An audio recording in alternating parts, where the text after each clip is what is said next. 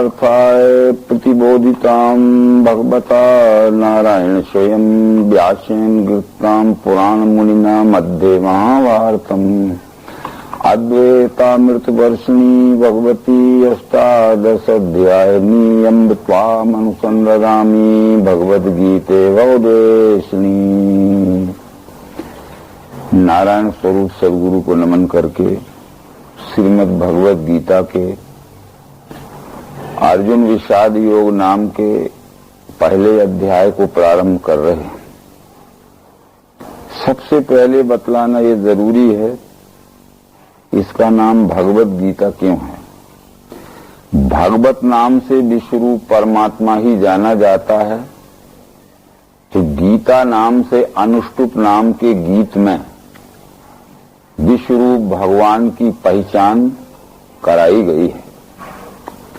गीता अनेक हैं और भगवत गीता आज सार्वदेशिक, सार्वकालिक और सार्वजनिक खंडन मंडल रहित पृथ्वी मात्र के मनुष्यों के लिए एक सरीखा ही, एक ही सिद्धांत का बोध कराने वाला दर्शन योग है। भगवत गीता का पहला अध्याय जहां से शुरू होता है वो भीष्म पर्व के अंतर्गत दोनों सेनाएं जब कुरुक्षेत्र के मैदान में अपनी अपनी परस्पर विजय की इच्छा लेकर इकट्ठी हो गई थी और अर्जुन भी अपनी सैन्य के साथ कुरुक्षेत्र के मैदान में आ चुका था। संजय 10वें दिन भारत युद्ध देख के कुरुक्षेत्र के मैदान से भीष्म का पराभव होने के पश्चात हसनापुर में आया और 10 दिन का विगत समाचार धृतराष्ट्र को संजय ने सुनाया। धृतराष्ट्र पूछता है संजय से कि धर्म भूमि कुरुक्षेत्र तहां युद्धार्थ जो गए, पुत्र मेरे पांडुपुत्र शवों ने कर्म क्या किया। यानी पहले दिन से लेकर 10वें दिन तक प्रतिदिन किस किस तरह की मोर्चेबंदी की गई, कौन कौन का युद्ध हुआ और प्रतिदिन उस युद्ध के परिणाम क्या होते रहे, और 10 दिन युद्ध होने के पश्चात ये युद्ध के परिणाम का क्या अंदाज लग रहा है कि विजय किसकी होगी। ये सब बातें धृतराष्ट्र के प्रश्न में सूक्ष्म रूप से समझने के लिए लक्षित हैं। ये सब प्रश्न सुनकर धर्म भूमि कुरुक्षेत्र, दूसरा अर्थ अध्यात्म पक्ष में ये हो सकता है कि यदि ब्रह्मांड का कुरुक्षेत्र ये विश्व है, विश्व के सब मनुष्य ब्रह्मांड रूपी क्षेत्र में अपने अपने स्वकर्म कर रहे हैं, तो जीव आत्मा के का कर्म क्षेत्र यह पिंड रूपी शरीर है। हर एक शरीरधारी जीव अपने अपने पिंड रूपी क्षेत्र में अपने अपने स्वधर्म का आचरण रूपी कर्म करे। इसलिए ये कहा जा सकता है कि क्षेत्रे क्षेत्रे धर्म कुरु। क्षेत्रे क्षेत्रे क्षेत्रे हर एक शरीरधारी ये विश्व ही परमात्मा या निश्चय अंतःकरण में धारण करके अपने अपने स्वकर्म को करे। पुत्र मेरे पांडुपुत्र शवों ने कर्म क्या किया, इतना ही पहला प्रश्न है। इसके बाद संजय ने जो उत्तर दिया वो विस्तृत है। संजय बोला, देख के व्यूह सेना के पांडवों की रचा हुआ, पास आचार्य के राजा दुर्योधन गया कहा। पांडवों की युद्ध की मोर्चाबंदी को देखकर दुर्योधन के मन में ऐसा आया कि इनकी सेना संख्या में तो बहुत कम है, परंतु मोर्चेबंदी इतनी कुशलता से की गई है कि देखने में हमारी सेना से भी अधिक बड़ी मालूम पड़ती है। अपने गुरु द्रोणाचार्य से दुर्योधन कहता है, हे आचार्य लखो सेना पांडवों की विशाल, ये तुम्हारे शिष्य ने व्यूह रचा द्रुपद पुत्र ने। ये बात बतलाने के लिए कि आपका ही शिष्य है द्रुपद का पुत्र धृष्टद्युम्न, और अपने गुरु द्रोणाचार्य के विरुद्ध युद्ध में अपने गुरु वर्ग को और राजा दुर्योधन को भी हराने के लिए कितनी कुशलता से, कितनी उत्साह से इसने मोर्चेबंदी की गई है। ये व्यूह कहते हैं युद्ध की मोर्चाबंदी को। व्यूह अनेक प्रकार के होते हैं, सूचीमुख व्यूह, पतित्र व्यूह, चक्र व्यूह, और अलग अलग प्रकार की मोर्चेबंदी में अलग अलग सैन्य की नियुक्ति की जाती है। धृष्टद्युम्न का द्रुपद पुत्र का नाम लेने का ये मतलब था कि ताकि द्रोणाचार्य को ये उत्तेजना हो कि मेरा शिष्य होके भी धृष्टद्युम्न मेरे विरुद्ध इतनी सुसज्जित और इतनी उत्साहित तैयारी कर रहा है, क्योंकि परिणाम कुछ भी हुआ हो। हे आचार्य, यहाँ सूर्य धनुर्धारी भीम अर्जुन समान ही, योदान विराट आदि द्रुपद राज महारथी, धृष्ट केतु चेकितान काशीराज पराक्रमी, कुंती भोज नर श्रेष्ठ पुरुष से विभिलको। भीम और अर्जुन के समान बलवान पांडव पक्ष में भी अनेक सूरवीर हैं, जिनके नाम यहाँ दुर्योधन व्यक्तिगत लेके द्रोणाचार्य को समझा रहा है। युधा मनु महाशूर उत्तमो जासु वीर्यवान, सुभद्रा के द्रौपदी के सभी पुत्र महारथी। युधा मनु भी एक महारथी है, सुभद्रा का पुत्र अभिमन्यु और द्रौपदी के पांचों पुत्र भी, ये सब महारथी हैं। परंतु दुर्योधन अपने सैन्य के सूरवीरों की ओर भी लक्ष्य कराता है द्रोणाचार्य का। अब देखो ध्वज श्रेष्ठ हमारे पक्ष के बड़े, नायकों को लखाता हूं मेरे ये सैन्य शक्ति में। आप हैं, भीष्म हैं, कर्ण, समितिजय हैं, कृप।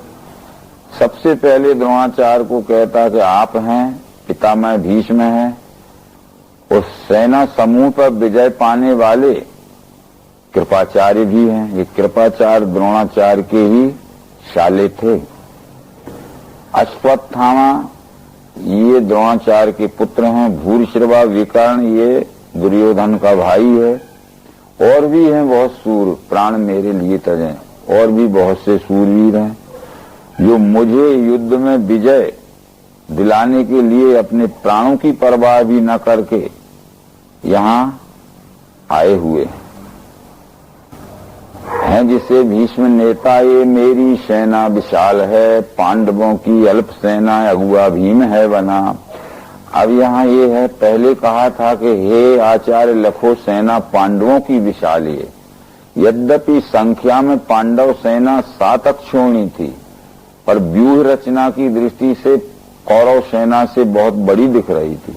परंतु अभी यहाँ कह रहा है कि पांडवों की अल्प सेना अगुआ भीम है बना। पांडवों की सेना संख्या में छोटी है और ये भीमसेन जिसका अगुआ बना हुआ है। तो यहाँ युद्ध संचालक महारथी मोर्चे पर अर्जुन था और व्यवस्था संचालक महारथी अर्जुन था और व्यूह रचना संचालक महारथी धृष्टद्युम्न था। ये अलग अलग बंटवारे थे। व्यूह रचना की जिम्मेदारी धृष्टद्युम्न के ऊपर थी, व्यवस्था संचालन व्यवस्था भीमसेन के जिम्मे थी, और युद्ध पर प्रधान सेनापति के युद्ध पे लड़ने का युद्ध संचालक महारथी अर्जुन था। अब ये सेनानी जावे निसंकेत स्थान में, जो महारथी लोग हैं यहाँ इकट्ठे हैं। जिस मोर्चे पर जिसकी नियुक्ति पूर्व में कर दी गई है, अपने अपने मोर्चे पे चले जावें। परंतु आप, द्रोणाचार्य को दुर्योधन कहता है, आप सब प्रकार से भीष्म की सुरक्षा के लिए उनके पास ही रहें। आनंदार्थ स्वराजा के कुरुवृद्ध प्रतापवान भीष्म ने शंख को फूका, जोर से सिंहनाद दे।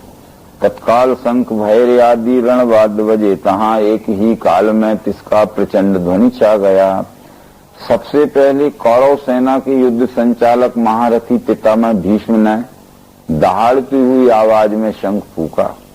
उसके पश्चात कौरव पक्ष के अन्य भी महारथियों ने अपने अपने युद्ध सूचक विभिन्न प्रकार के वाजे बजाए, मृदंग, भेरी आदि।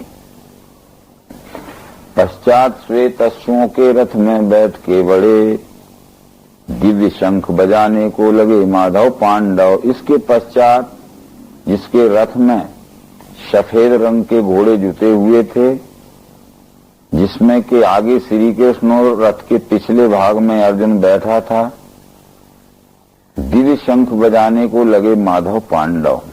श्री कृष्ण ने पांचजन्य नाम का शंख बजाया, पार्थ ने देवदत्त नाम का शंख बजाया। उसके बाद भी नकुल, सहदेव, भीम और युधिष्ठिर ने भी अपने अपने हम तैयार हैं इस तरह अपने युद्ध की तैयारी के सूचक शंख बजाए। यहां एक प्रश्न आता है कि जब कौरव सेना के युद्ध संचालक महारथी भीष्म हैं और पांडव सेना का युद्ध संचालक महारथी अर्जुन है, तो जब कौरव सेना की युद्ध संचालक महारथी भीष्म ने शंख को बजाया तो उसके प्रति उत्तर में पांडव सेना के युद्ध संचालक महारथी अर्जुन को ही शंख बजाना था, परंतु अर्जुन शंख नहीं बजा रहा है, कृष्ण उसके जवाब में शंख बजा रहे हैं। कृष्ण ने अंतिम संकेत ये करना चाहा था भीष्म को कि दुर्योधन को जिताने की जिम्मेदारी पूरी आपने ले रखी है, इसलिए आप दुर्योधन की ओर से दहाड़ता हुआ शंख फूंक रहे हो, परंतु आपके शंख के प्रति उत्तर में जो जवाब में शंख बजा रहा है वो पांडवों को जिताने की जिम्मेदारी इस शंख बजाने वाले की है। इसलिए अर्जुन नहीं लड़ रहा है, शंख बजाने वाला लड़ रहा है। यानी कृष्ण ये कहना चाहते हैं शंख की आवाज में कि मैं लड़ रहा हूं। यदि अब भी आप समझ रखते हो, बुद्धिवानी रखते हो, तो युद्ध का संकट टल सकता है। ये बात भागवत महापुराण के पहले स्कंद में और महाभारत के शांति पर्व में भीष्म ने कही थी कि मैंने जब शंख बजाया था दहाड़ती हुई आवाज में, तो अर्जुन को बजाना था शंख बराबरी वाले को, परंतु सारथी क्यों शंख बजा रहा है, मैं छत्रत्व के उन्माद में, घमंड में ये बात समझ नहीं पाया था। अब बिस्तर पर पड़े पड़े जब मेरे प्राणांत का समय आ गया तो मैं सोचता हूं कि आपने इसलिए शंख बजाया था कि जिम्मेदारी शंख बजाने वाले की होती है। बराबर उस समय में समझ जाता तो संकट टल सकता था। ये सभी ने शंख बजाए। सो घोषधार्त राष्ट्रों के ये कंपल खाए के पृथ्वी और आकाश के मध्य में गूंजने लगा। तो फिर जो असत पक्ष रहता है, यद्यपि वो कितनी ही हिम्मत करे पर अंदर से भयभीत रहता है। जब पांडव पक्ष की ओर से शंखनाद किया गया तो दुर्योधन आदि धृतराष्ट्र के पुत्रों के मन में बड़ी भयातुर अवस्था हो गई। पश्चात कपिध्वजा वाले पार्थ ने युद्ध के लिए देखा, कौरव हैं, सिद्ध धनुष कर में लिया। इसके पश्चात जिसके झंडे में हनुमान का चिन्ह अंकित था, जैसा कि कुछ महाभारत के भाष्यकार लिखते हैं कि अर्जुन के रथ पे सजीव हनुमान बैठे थे। भगवत गीता से ये बात सिद्ध नहीं होती।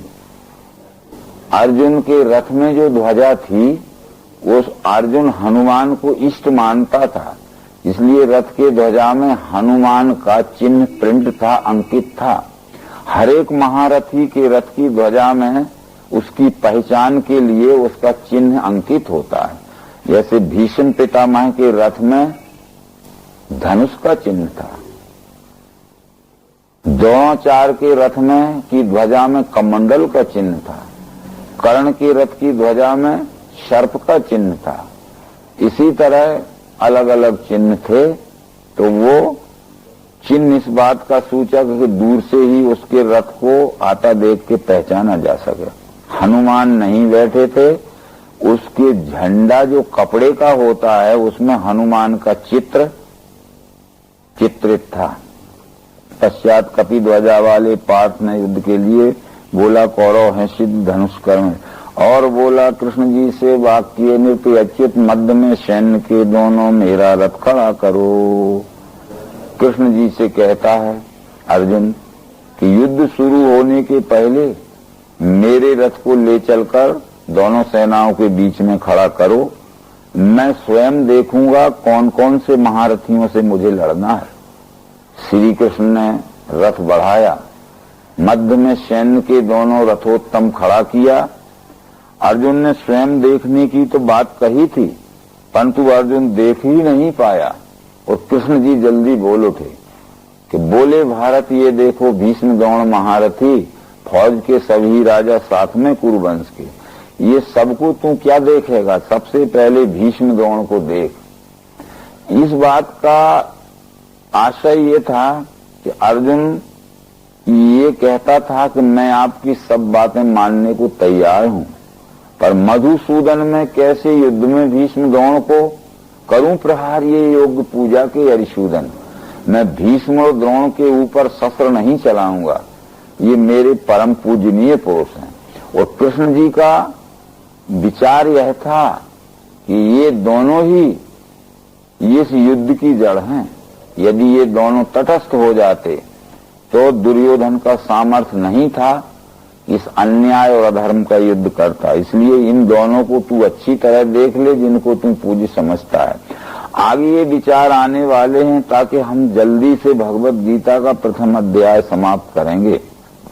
आशय तो यह था कि गुरु के नाते से ये हम मानते हैं कि गुरु के साथ में गुरु की आज्ञा न मानना अथवा गुरु के साथ में किसी प्रकार का दुर्व्यवहार करना या गुरु के साथ में कोई दंडनीय व्यवहार करना, ये महान पाप होता है। इस बात को मानकर अर्जुन द्रोणाचार्य से युद्ध नहीं करना चाहता था और पितामह भीष्म से युद्ध नहीं करना चाहता था, परंतु कृष्ण का ये विचार था कि गुरु की पहचान कर लेना बहुत जरूरी है। अर्जुन, तुमने और दुर्योधन दोनों ने द्रोणाचार्य से शिक्षा पाई है। द्रोणाचार्य के तुम दोनों शिष्य हो।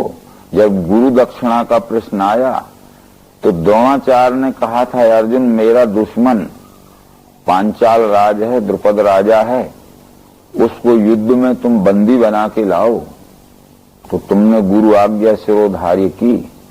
गुरु ने ये नहीं सोचा कि बलवान पांचाल राज से अर्जुन युद्ध करके जिंदा बचेगा कि नहीं, फिर भी तुम गए और कैद करके लाए, क्षमा मंगवाई। परंतु जब निरपराध द्रौपदी हजारों लोगों के सामने वस्त्रहीन की जा रही थी और नाम लेके द्रौपदी कह रही थी कि गुरुदेव आप मेरा निर्णय कर दीजिए, आप जो निर्णय करेंगे मुझे मान्य होगा, तब ये भी आसन लगाए सभा में सबसे आगे बैठे थे। इनके मुंह से ये शब्द नहीं निकला था कि दुर्योधन मेरे रहते हुए अन्याय मत करो। एक शिष्य को तो आज्ञा दे सकता है कि पांचाल राज को कैद करके लाओ, पर दूसरे शिष्य को अन्याय करते हुए भी जिसके मुंह से शब्द नहीं निकलता है, रोक नहीं सकता है, तो ऐसे को गुरु मानना क्या उचित होगा? अर्जुन के मन में ये बात आई थी। तो बराबर जो किसी कारण क्यों न हो दब्बू नीति से अस्वार्थ के वश अन्याय करने से भी अपने शिष्य को न रोके, शिष्य माने या न माने, परंतु मेरे जैसे आज्ञाकारी शिष्य को युद्ध की भीषण आग में ढकेल दे तो इसको ये गुरु मानना योग्य नहीं है। इस दृष्टि से अर्जुन द्रोण से भी युद्ध करने के लिए तैयार हो गया था। ये बात बतलाना जरूरी थी। तो दोनों को बतलाया था, क्योंकि वो दोनों से युद्ध नहीं करना चाहता था, बाकी सब मानने के लिए तैयार था।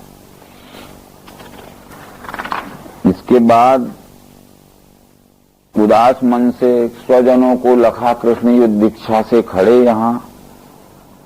मेरे गात्र हुए ढीले, मुख भी सूखने लगा। जब अर्जुन ने दूसरी तरफ नजर घुमाई तो अभिमन्यु भी थे, द्रौपदी के 5 पुत्र थे, नकुल सहदेव थे, युधिष्ठिर भीम थे। तो उसको अपने ही भाई, अपने ही पुत्र आदि दिखे। तो अर्जुन के मन में ये विचार आया, कोई भी व्यक्ति सदैव ये सोचता है यदि हमारी उम्र कम है तो जो भी हम ऐश्वर्य या संपत्ति इकट्ठी करते हैं, हमारे न रहने के पश्चात हमारी संतान इसका सुख भोगती है, तो हमारी उम्र तो कम बची है। हम युद्ध करके जो राज्य जीतेंगे तो हमारे न रहने के बाद हमारे पुत्र अभिमन्यु या द्रौपदी आदि के पुत्र उस राज्य का सुख भोगेंगे। परंतु ये द्रौपदी के पुत्र और अभिमन्यु आदि यहाँ युद्ध में आए हैं, ये हमारे से पहले मारे गए और हम युद्ध में जीत भी गए और राज्य भी प्राप्त कर लिया, तो राज्य का सुख कौन भोगेगा।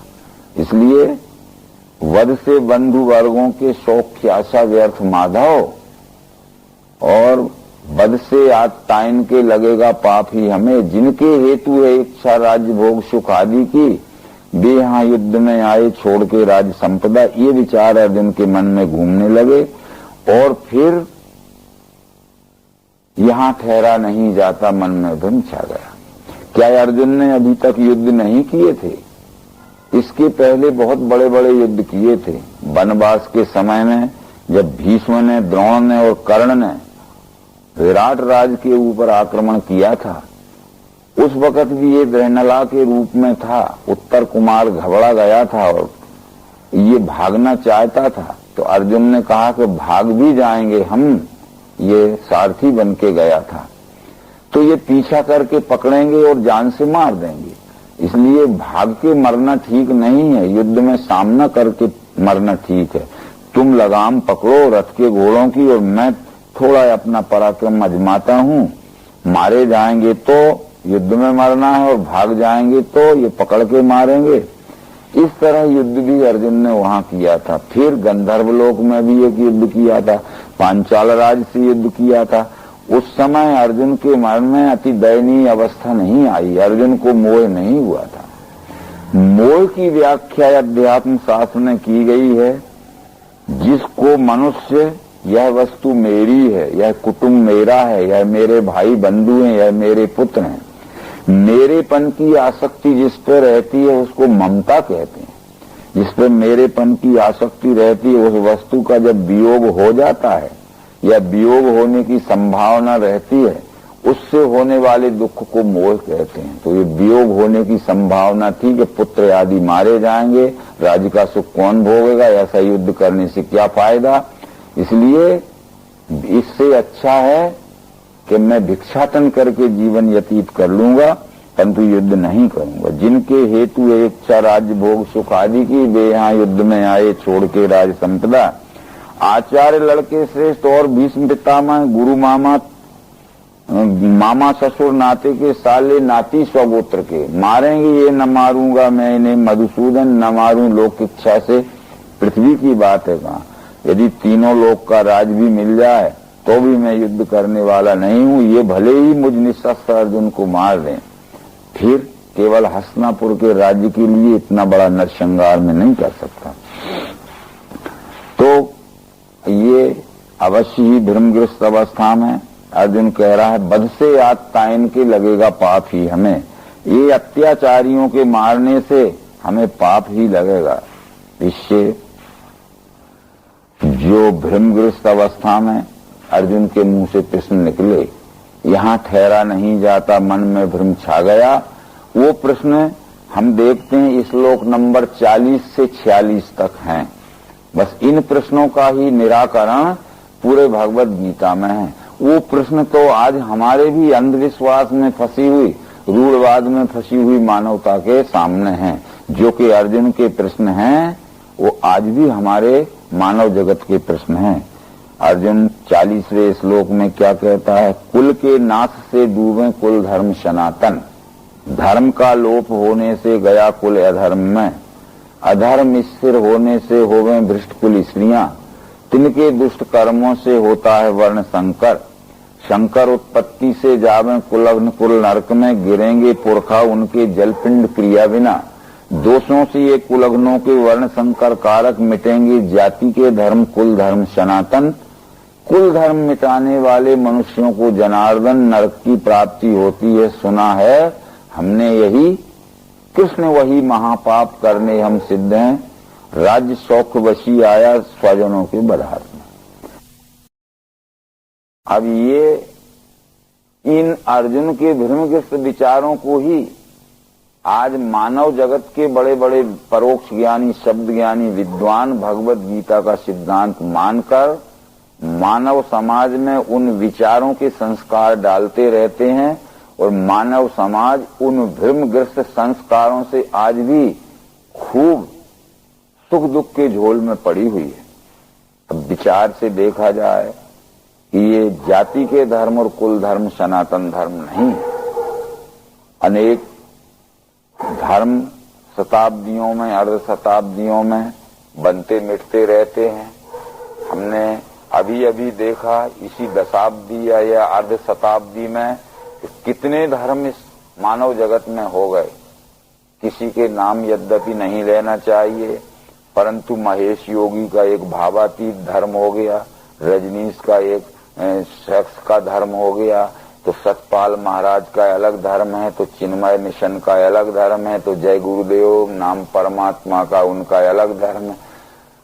हजारों धर्म बन गए, परंतु ये जब विश्वरूप परमात्मा एक है तो एक परमात्मा ने धारण किया हुआ धर्म ही एक हो सकता है। जैसे ये मानव शरीर में रहने वाला जीव आत्मा एक है, तो एक ही जीव आत्मा का एक शरीर में रहने वाला धर्म एक ही होगा, दो तीन धर्म नहीं हो सकते। परंतु विश्व ने धारण किया हुआ धर्म, विश्व की मानवता विश्व धर्म को न समझने के कारण अपने अपने स्वमत की मानिंदी में अनेक प्रकार के मत पंथों को धर्म मानने लगी और इन्हीं विचारों के उत्तर भगवत गीता के अलग अलग अध्यायों में अलग अलग प्रकार से दिए गए हैं, जिनका के आगे स्पष्टीकरण आएगा। तात्पर्य है क्षमावान शस्त्र त्यागी में सशस्त्र धात राष्ट्रीय, मुझको रण में मारे तो भी कल्याण श्रेष्ठ है। रण में पार्थ ने ऐसा कह के शस्त्र हाथ से रख के रथ में बैठा शोक पूरित चित्त हो। इस तरह श्री कृष्ण जी से अर्जुन ने कह कि मैं युद्ध नहीं करूंगा, और हाथ में जो धनुष बाण पकड़ा था वो छोड़ के रथ के पिछले भाग में बैठ गया और कृष्ण जी से यह कह दिया कि मैं युद्ध नहीं कर सकता। बस अब वो विचार जो करेंगे, यद्यपि इनका कई बार अपन स्पष्टीकरण कर चुके हैं। वर्ण संकर शब्द आया, अधर्म स्थिर होने से होवे भ्रष्ट कुल स्त्रियां। अधर्म क्या है कि मैं जो युद्ध कर रहा हूं इसमें जो नरसंहार होगा ये मेरे हाथों से अधर्म होगा, ये मेरे हाथों से कृष्ण वही महापाप करने हम सिद्ध हैं, वो बहुत बड़ा महापाप होगा। जब इस तरह का अधर्म होगा नरसंहार का, तो असंख्य स्त्रियां विधवा हो जाएंगी। असंख्य स्त्रियां जब विधवा होंगी तो उसमें से कुछ ऐसी स्त्रियां होंगी जो अपना सदाचार युक्त नैतिक जीवन नहीं बिताएंगी, उनको दूसरी गृहस्थी बनाना पड़ेगी। तो अलग अलग उनकी जाति के पुरुष यदि नहीं मिलेंगे और गृहस्थ जीवन बनाना जरूर हो जाएगा उन्हें, तो अलग जाति के पुरुषों से भी वो अपना गृहस्थ जीवन बनाएंगी। अलग जाति के स्त्री अलग जाति के पुरुष से जो संतान पैदा होती है वो वर्ण संकर होती है, ये अर्जुन का मानना था। पर भगवान श्री कृष्ण ये मानते थे कि अलग अलग जाति के स्त्री पुरुषों से जो संतान पैदा होती है वो जाति संकर जरूर है, वर्ण संकर नहीं है। क्योंकि वर्ण नाम गुण का है और गुण कर्म के अनुसार जो सच्चाई के साथ सेवा नहीं करता है वो वर्ण संकर होता है। इसलिए अलग अलग जाति के स्त्री पुरुषों के संयोग से जो संतान होती वो वर्ण संकर नहीं है। पहले तो कृष्ण ने कहा कि मेरी ओर भी तू देख, पार्थ त्रैलोक में सारे मुझे कर्तव्य है नहीं, अप्राप्त प्राप्त करना है सो नहीं मैं कर रहा। मेरी ओर भी देख, मेरे पास जो 8 रानियां हैं ये एक ही जाति की नहीं है। अछूत जामवंत की पुत्री मेरी एक रानी है जिसका नाम जामवती है, वो अछूत जामवंत की पुत्री है। मैंने अछूत की पुत्री को रूपवान गुणवान और स्वस्थ देखकर अपनी रानी स्वीकार किया है और उससे हुए पुत्र पौत्र आदि हैं। और इसके साथ सत्यभामा है, कालिंदी है, जो अन्यान्य मेरी रानियां हैं वे सब एक ही जाति की नहीं है। और रुक्मणी आदि जो हैं वो भी मेरी जाति की नहीं है, अलग अलग जाति की हैं। तो अलग जाति की स्त्रियों से अलग जाति का पुरुष जो वैवाहिक संबंध करता है उससे जो संतान होती वो वर्ण संकर नहीं होती। आज भी हम यही मान रहे हैं। इसलिए हमारी जाति के लड़की के हमारे जाति का ही वर खोजते हैं या हमारे जाति के वर को ही हमारी जाति की वधू खोजते हैं। कितना बड़ा हो गया है और कहते हैं बड़ा अपमान होगा, लोग क्या कहेंगे कि तुम्हें जाति का नहीं मिला इसलिए परजाति में शादी की। परंतु ये बातें आज से 5000 वर्ष के पहले इस मानव जगत में नहीं थी और ये बातें आज भी हिंदू धर्म को छोड़कर किसी भी मत पंथ संप्रदाय में नहीं है। मुस्लिम धर्म में नहीं है, ईसाई धर्म में नहीं है, यहूदी धर्म में नहीं है, बौद्ध धर्म में नहीं है। वो किसी भी जाति की, किसी भी देश की, किसी भी कुल की रूपवान गुणवान और स्वस्थ लड़की ले सकते हैं। पर हिंदू लोग केवल ऐसे हैं जो अपनी ही जाति के वर के लिए अपनी ही जाति की लड़की हो, चाहे वो रूपवान ना हो, चाहे गुणवान ना हो और चाहे तंदुरुस्त ना हो, पर अपनी ही जाति की लड़की चाहिए अथवा अपने लड़की को अपनी ही जाति का वर चाहिए। और एक हम कल्पित शास्त्र में, धर्मग्रस्त शास्त्र में, नकली शास्त्र में हम पढ़े हैं, एक छोटी सी किताब रहती है जो किसी प्रेस में प्रिंट करा ली जाती है जिसको हम पंचांग कहते हैं। पंचांग में हमारी बरग प्रीत मिलाई जाती है। उस पंचांग के किताब में रहता है कि नानी नूने अनुराधा, ऐसा लिखा है। तो एक तरफ लिखा है आला मेघ, वो यहां से और वहां से लाइन मिलाई और उसमें टोटल आता है 28।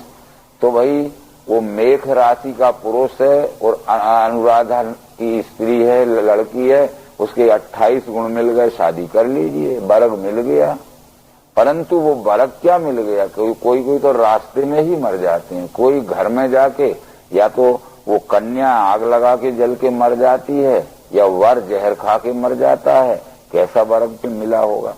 वर्ग तो होता है जीवों के वर्ग दो माने देव आसुर, ये यहाँ 2 ही वर्ग हैं इस सृष्टि में, एक देव वर्ग है एक आसुर वर्ग है। देव वर्ग के वर से देव वर्ग की कन्या मिलाना चाहिए जो कि हिंदू में ही नहीं होती, आर्य में ही नहीं होती। यदि सदाचार सत्वगुण संपन्न लड़की किसी भी देश के किसी भी जाति की हो, सत्वगुण संपन्न और सदाचारी लड़के से उसकी शादी करा देना, वर्ग की प्रीति हो जाएगी। यदि वर्ग नहीं मिला तो प्रीति नहीं होगी। देवी संपत्ति से देवी संपत्तिवान लड़की, आसुरी संपत्तिवान से आसुरी संपत्तिवान का मेल बैठ सकता है। ये वर्ग प्रीत जो मिलाई गई थी, आज हम 36 गुण मिलाते हैं, सबको मालूम है। ये 36 गुण क्या है हमें पता ही नहीं है, परंतु भगवत गीता कहती है कि 36 गुण ये देवासुर संपद के मिलान में आते हैं। 36 गुण में आते हैं भगवत गीता के 13 अध्याय में। पंचभूत अहंकार बुद्धि चित्त 10 इंद्रियां, मनोरिंद्रियों के 5 विषय भी गिनो, ये हुए 24। इच्छा द्वेष शौक पीड़ा देह चैतन्य धैर्य ये हुए 7। 31 और प्राणापान समान बयान उदान, ये 31 में 5 और जोड़े तो कितने हो गए 36। ये 36 में से अगर 18 मिल जाते हैं, अथवा 18 1/3 मिल जाते हैं, उससे भी कम मिल जाते हैं, तो समझ लीजिए कि वर्ग प्रीत मिल जाएगी। उसका मतलब है ज्ञान इंद्रियों का मिलान होना चाहिए। कान हमारी एक ज्ञान इंद्रिय उदाहरण स्वरूप हम कहते हैं। यदि कान बधू को भी है, वर को भी है, पर बधू बहरी है और लड़का सुनने वाला है, तो वो ज्ञान इंद्रिय कान नहीं मिला। यदि आंख का मिलान करना है तो लड़की को आंख भी रहती है, बर को भी आंख रहती, पर उसको धुंधला दिखता है, आंख में ठीक नहीं दिखता है, तो नेत्र ज्ञान इंद्रिय का मिलान नहीं हुआ। इसी तरह ये ज्ञान कर्म इंद्रियों का भी शारीरिक रचना में मिलान होना चाहिए, फिर मन बुद्धि अहंकार का मिलान होना चाहिए। इस तरह से ये प्राणों का मिलान, चित्त का मिलान, जिस बात में चित्त वर का लगता है उसी बात में चित्त वधू का लगना चाहिए। वो तो पिकनिक करना चाहता है, हनीमून मनाना चाहती है, परंतु वो घर में एक साधु का सत्संग करना चाहता है, तो वो यही कहेगी कि तुम्हारे साथ दिन रात में यही परेशानी है कि कुछ आनंद मौज के लिए जो शादी करते हैं वो दिखते ही नहीं है। ज्ञान की बात आशय यह है कि ये जो वर्ग प्रीत मिलाना होती थी वो वैदिक दृष्टि से वो अलग थी। वेद में 8 प्रकार की शादियां कही गई हैं जो त्रिगुणात्मिक हैं। ब्राह्मो देवस तथा आर्षा प्रजापात्य तथा सुरा गांधर्वो राक्षसचैव पैचश्चाशाष्टमोदमा। ब्रह्मदेव आर्ष ये 3 सत्वगुणी शादी हैं, परंतु प्रजापात्य गंधर्व आदि ये रजोगुणी शादी हैं। पिशाच असुर और राक्षस ये तमोगुणी शादियां हैं। इनमें से केवल राक्षसी शादियां रह गई हैं इस समय। ये ब्रह्म और आर्ष आदि शादियां, गंधर्व आदि शादियां नहीं है। यानी वैदिक काल की शादियों को आज भी हम नहीं मान रहे। तो ये वर्ण संकर का जो अंधविश्वास अर्जुन मान रहा था सुने हुए के आधार पर, वो अंधविश्वास आज भी हमारे मानव समाज में है। जबकि मनु स्मृति आदि में ये लिखा है, श्रद्धा शुभाम विद्या माद्दी तावरादपि अंत्यजपि परम धर्मम स्त्री रत्नम दुष्कुलादपि। यानी विवेकशील पुरुष को चाहिए कि मोक्ष देने वाली विद्या अंत्यज के अछूत के पास भी हो तो उससे ग्रहण करने में हिचकना नहीं चाहिए। रूपवान, गुणवान और स्वस्थ लड़की यदि अछूत के पास भी हो तो विवेकी पुरुष को चाहिए कि उसको अवश्य ले ले। या हमारे ऋषि मुनियों ने इस तरह की सब शादियां की थीं, उसका इतिहास पुराणों में भरा हुआ है, जिसको चाहे वो देख ले। इसी तरह से गिरेंगे पुरखा उनके जलपिंड क्रिया बिना। अर्जुन ये समझ रहा था कि जब अलग अलग जाति के स्त्री पुरुषों से जो संतान होगी तो वो संतान पतित या अछूत होगी, समाज से बहिष्कृत होगी, समाज में स्थान पाने लायक नहीं रहेगी। ब्राह्मण विधवा से यदि शूद्र का संयोग होके जो संतान होगी तो वो अछूत संतान होगी, तो उनके पूर्वज मर के जो स्वर्ग में पुरखे बन के बैठे हैं, तो अछूत का पानी जब पितृपक्ष में पहुंचाया जाएगा पुरखों के पास तो वो ग्रहण नहीं करेंगे। यानी प्यास से तड़पते हुए पतंती पितरो हे श्याम लुप्त पिंडोदक किया। वो आकाश से प्यासे तड़पते हुए पुरखे पृथ्वी पे गिर के लोटपोट हो जाएंगे और ये श्राद्ध तर्पण की पिंडदान की क्रिया लुप्त हो जाएगी, जैसा कि हम मानते हैं। तो बराबर ये भी वेद ने नहीं माना है। वो कहते हैं पिंडदान तो करना ही है वेद में, पर ये जीवित पिंडदान करना है विश्व की सेवा में कि मरने के बाद पिंडदान होगा। अरे ये जीवित पिंड को ये विश्व रूप की सेवा में समर्पित कर दीजिए। यथोचक्ति यथो सेवा, इस पिंड से करिए सेवा में, अपने पिंड को समर्पित भाव से लगा दीजिए। हम मरते में पिंडदान करते हैं। वेद में ये कहा गया है कि श्राद्ध तर्पण तो करना ही है पितरों के लिए, परंतु वो कहते हैं श्रद्धा यत् क्रियते तत्श्राद्धम। हमारे श्रेष्ठ पुरखों की जो श्रद्धा पूर्वक हम सेवा करते हैं उसे श्राद्ध कहते हैं। पर वो श्रेष्ठ पुरुषों की जीवित अवस्था में ही श्रद्धा पूर्वक सेवा हो सकती। यदि वो मर गए, माता पिता आ जाए आदि, तो मरने के बाद क्या श्रद्धा से सेवा करेंगे। तृप्तियंती तर्पंती एन पितरन तक तर्पणम। हमारे श्रेष्ठ पुरुषों को, बुजुर्गों को, माता पिता आजा आदि को जो हम तृप्ति पहुंचाने वाले कर्म करते हैं उसको तर्पण कहते हैं। तो जीवित में ही हम उन्हें तृप्त कर सकते हैं, जीवित में भी हम उन्हें श्रद्धा पूर्वक सुख पहुंचा सकते हैं। इसलिए ये पिंडदान, श्राद्ध तर्पण जीवित में ही हो सकता है अपने आदरणीय पुरुषों का। अब हमने उल्टा ये कर लिया कि मरने के बाद हम पिंडदान या श्राद्ध तर्पण करते हैं, तो ये बात सब गलत हो गई। ये सब बातें उपनिषदों में लिखी हैं, जिसका वर्णन आगे आपको पढ़ने को मिलेगा। कठोपनिषद में लिखा है कि नचिकेता का पिता जब गोदान कर रहा था तो नचिकेता ने कहा कि जो तृण ग्रहण करने के लायक नहीं है, जो पानी पीने के लायक नहीं है और जिनके स्तन का मांस सूख कर चमड़ा भी सूख गया है, दूध देने के लायक नहीं है, ऐसे वृद्ध गौदान से क्या फायदा होगा, पाप कर रहे हो आप। तो पिता ने कहा था तुझे मौत ले जाए तो अच्छा है।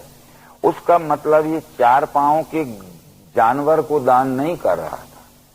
बुढ़ापे में उसका पिता कह रहा था कि अब मेरे तन मन धन सब आपके समर्पित है परमात्मा। अब जब आंख में दिखता नहीं है, कान में सुन नहीं पड़ता है, चबाया हुआ अनाज का ग्रास निगला नहीं जा सकता है, पिया हुआ पानी का घूंट अंदर नहीं जाता है, और फिर पुरुषार्थ रूपी सत्कर्म हम नहीं कर सकते हैं जिससे हमें सुख रूपी दूध नहीं मिल सकता है, ऐसे बूढ़े शरीर का गौदान क्या करते हो? जवानी में आपने क्यों अपने को इंद्रियों को समर्पित नहीं किया विश्व सेवा? उसका अर्थ तो यह था कठोपनिषद में, पर ये चतुष्पाद जानवर का अर्थ लगा लिए। बहुत सी बातें हैं जो सर्वार्थान विपरीतांश बुद्धिशापार्थ तामसी इस दृष्टि से, तो वो पिंडदान भी गलत है, वो श्राद्ध तर्पण भी गलत है वैदिक सिद्धांत से, कृष्ण जी के सिद्धांत से, और वो वर्ण संकर भी गलत है, जिसके सब उत्तर आगे आएंगे। 3रे अध्याय के उन श्लोकों में ये उत्तर दिया गया है वर्ण संकर का कि अलग अलग जाति के स्त्री पुरुषों से जो संतान होती है वह वर्ण संकर नहीं होती है। जो अपने स्वभाव नियत वर्ण कर्म को गुण कर्म के द्वारा सच्चाई के साथ सेवा करना त्याग देता है और व्यष्टि सुख के लिए जो छल कपट के अपना स्वार्थ पूरा करता है वह वर्ण संकर होता है।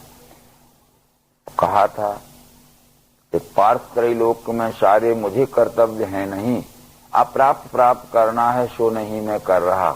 अर्जुन, तीनों लोकों में कोई ऐसी वस्तु नहीं है जो मुझे प्राप्त ना हो। मैं कुछ भी ना करूं तो भी मुझे सब कुछ प्राप्त है, मेरा सुखमय जीवन चल सकता है, परंतु मैं भी प्राणी मात्र को सुख पहुंचाने के लिए अपने स्वभाव गुण से सेवा कर रहा हूं।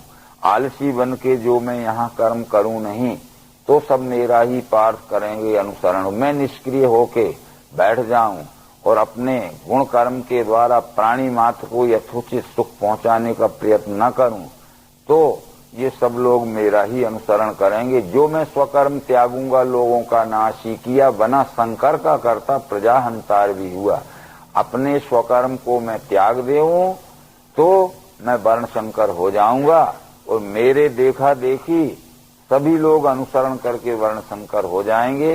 ये निश्चित उत्तर था जो कि भगवत गीता पढ़ने वालों ने कृष्ण जी का दिया हुआ उत्तर वर्ण शंकर के विषय में नहीं समझा, केवल अर्जुन के मुख से निकले हुए भ्रमग्रस्त प्रश्न को ही भगवत गीता का सिद्धांत माना, और आज अर्जुन के मुख से निकले हुए भ्रमग्रस्त प्रश्नों को ही भगवत गीता का सिद्धांत मान के देश के बड़े बड़े शब्द ज्ञानी भगवत गीता का निर्भय प्रतिपादन कर रहे हैं और भ्रम में फंसे हुए और लोगों को भ्रमित कर रहे हैं। इस तरह से इन सब बातों को अगर देखते हैं हम तो कृष्ण जी ने ये जरूर कहा था, बद से याद ताइन के लगेगा पाप ही हमें, कृष्ण वही महापाप करने हम सिद्ध हैं। तो कृष्ण जी ने ये जरूर कहा था, यदि इस अवस्था में त्यागेगा युद्ध धर्म तू, स्वधर्म कीर्ति खोवेगा करेगा पाप संग्रह।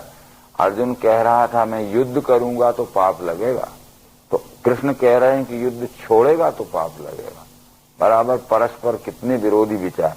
शायद इन्हीं भगवत गीता के विचारों को हजारों वर्ष पूर्व किसी ऐसे व्यक्ति ने पढ़ा होगा युद्ध करने से जो अपार नरसंहार होता है और वो हिंसा मनुष्य के ऊपर महापाप के ऊपर में लगती है, इसलिए अहिंसा परमो धर्म घोषित किया था। परंतु अहिंसा परमो धर्म नहीं हो सकता। यदि अहिंसा परमो धर्म मान लिया जाए तो राज्य व्यवस्था संचालन एक क्षण भी नहीं हो सकती। किसी अत्याचारी को मारने से हिंसा होती है। यदि अत्याचारी लोग जबरदस्ती राष्ट्र पर आक्रमण करेंगे या किसी के घर पर अधिकार करना चाहेंगे और उनको हम मारेंगे तो हिंसा हो जाएगी, तो फिर उनको घर में घुस जाने दीजिए, उनको राष्ट्र पर अधिकार कर लेने दीजिए, क्योंकि अहिंसा परमो धर्म है, ऐसा मान के हम चलते हैं। केवल एक ही व्यक्ति ऐसे हैं, भगवान श्री मायरन चेतन जी जो नौमय अवतार हैं, उन्होंने इसके साथ में ये शब्द जोड़ा है, अकारण किसी को दुख पहुंचाना हिंसा है, पर सकारण किसी को जान से मार देना भी अहिंसा है। जैसे हमारे शरीर में किसी भी प्रकार का रोग नहीं है, किसी भी प्रकार की व्याधि नहीं है, तो शरीर के ऊपर हम किसी भी प्रकार का प्रयोग नहीं करते। जैसे हमारे अतड़ियों में अल्सर हो गया, हमारे अपेंडिसाइट आंत पुच्छ में दर्द हो गया, दवाइयां हम करते हैं, दर्द ठीक नहीं होता है, अंतिम निर्णय ये होता है कि ऑपरेशन कराना पड़ेगा, तो हम ही हमारे शरीर का अंग का ऑपरेशन करा लेते हैं, क्योंकि एक छोटे से हिस्से में तकलीफ होने से पूरा शरीर बेचैन होता है। इसी तरह से यदि समाज के कुछ दुराचारी, भ्रष्टाचारी अथवा दुष्टाचारी लोग संपूर्ण विश्व को और विश्व के प्राणी मात्र को कष्ट पहुंचा रहे हैं, तो उनको दंडित करना कोई हिंसा नहीं है, उनको दंडित करना भी अहिंसा ही है। यदि इस तरह के विचार हम मानते जाएंगे तो आगे हमारा धर्म और हमारा राष्ट्र ये बिल्कुल पतित अवस्था में पराधीन हो जाएगा। आशय यही था कि अकारण किसी को दुख पहुंचाना ये हिंसा है, पर सकारण हर प्रकार का दंड देना भी अहिंसा है। तो ये बातें जो हैं भगवत गीता के देवासुर संपद नाम के 16वें अध्याय में अहिंसा शब्द देवों के साथ जोड़ा गया है। अहिंसा, समता, तुष्टि, तपदान, यशायस भवंती भावा भूतानाम मत्तेव पृथक विधा, अथवा 16वें अध्याय में अहिंसा, सत्य, अक्रोध, त्याग, शांति, अपैशन, भूत, दया, लोलुपता, लज्जा, अचल, नम्रता। तो अहिंसा का यही अर्थ है। फिर ये सब बातें इस तरह से अर्जुन के भ्रमग्रस्त विचार ये भगवत गीता का पूर्व पक्ष है, और श्री कृष्ण जी ने दिए हुए उत्तर, भ्रम निवारण करने वाले उत्तर, ये भगवत गीता का भ्रम निवारण करने वाला उत्तर पक्ष है। भगवत गीता को दो पक्षों में जब देखते हैं तो अर्जुन के जितने भी प्रश्न आगे आएंगे, किसी भी प्रश्न को श्री कृष्ण जी ने मान्यता नहीं दी, बल्कि उस प्रश्न के ठीक समाधान पूर्वक उसके माने हुए विचारों से जो उल्टा मानता था उसको ठीक सीधे ढंग से समझाया है। केवल एक ही प्रश्न ऐसा आया था भगवत गीता में जो अर्जुन ने कहा था कि ये मन चंचल है, कृष्ण अन्यायी दृढ़ शक्ति का, असाध्य रोकना इसका दिखे है वायुषा मुझे, कि मन चंचल है, अन्यायी और बलवान है, इस मन का रोकना असाध्य है। तो कृष्ण जी ने कहा था कि ये फिरता रहे नहीं बैठे मन, ये पार्थ सत्य है। किसी भी प्रश्न को और श्री कृष्ण ने ये नहीं कहा कि तेरा ये कहना सत्य, केवल एक प्रश्न में कहा, परंतु ये मन का रोकना असाध्य नहीं है, मन का रोकना कष्ट साध्य जरूर है? अभ्यास और वैराग इनसे कौन थे ये रुके। अभ्यास करते जाओ, धीरे धीरे भ्रमग्रस्त मानिंदियां छोड़ते जाओ, अपना अभ्यास बढ़ाते जाओ आत्मज्ञान के निश्चय का, और मन में जो भ्रमग्रसित मानिंदियां हैं उनको धीरे धीरे छोड़ते जाओ। धैर्य संयुक्त बुद्धि से क्रमशः वासना तजे, मन को आत्मा में जोड़े, न करे ध्यान अन्य का। जहां जहां दौड़ जावे मन चंचल है, सिर वहां वहां जोड़ देना, आत्मा में बस यूं करें। तो ये सब बातें बतलाते हुए ये हम भगवत गीता के 40वें श्लोक से 46वें श्लोक तक पहले अध्याय में जो अर्जुन के मुख्य प्रश्न हैं, इनको सिद्धांत न माने, ये भ्रमग्रस्त पूर्व पक्ष है। अब यहाँ ये अर्जुन विषाद योग नामक भगवत गीता का पहला अध्याय है।